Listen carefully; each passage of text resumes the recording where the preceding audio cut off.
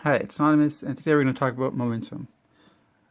In life, I'm sure we've heard the term, oh, this company has so much momentum, it will do fine.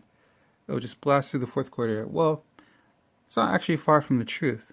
When we look at physics, we can see here that say we have a block of mass m and a block of mass 2m, both blocks moving at velocity v. Then we can say, okay, this block has more momentum than this block. Why? Because the linear momentum is equal to mass times velocity. This momentum is mass of 2m times velocity v. However, this momentum is mass of m times velocity v. Therefore, this block has 2 times as much momentum as this one. So, it will actually push this block that it's colliding into farther and with more velocity than the top block, assuming that surfaces are the same and such. And that would lead me into often used term or relation in physics, which is conservation of momentum, which is what we have in a elastic collision, for example.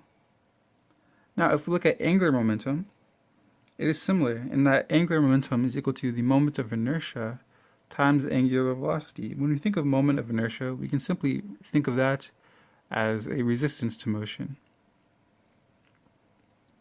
So, say we have a satellite, and in space, satellites actually use these things called reaction wheels. And what happens is that if the reaction wheel spins clockwise, then the body that it's attached to will actually spin counterclockwise, purely due to angular momentum and its conservation.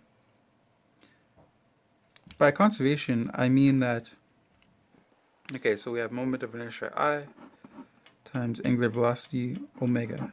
So say we're looking at the wheel, so I'll call this I will, maybe not W, I'll call it I L, and omega L for the wheel. Well, that then must be equal to moment of inertia of the body. Okay, in this case, this is the body, this is the wheel. Moment of inertia of the body times the angular velocity that the body will go.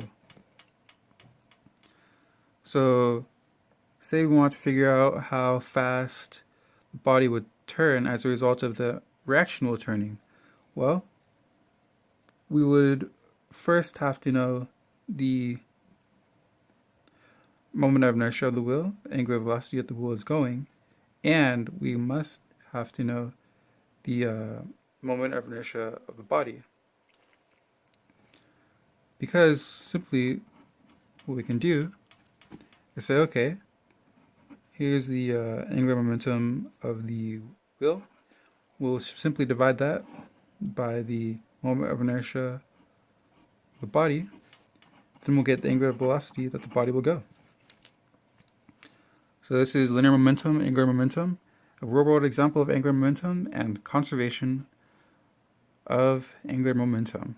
So yeah, conservation is a tool used in physics in the natural world oftentimes because that's just what we observe in our natural world. So thank you for watching, and it's been Anonymous.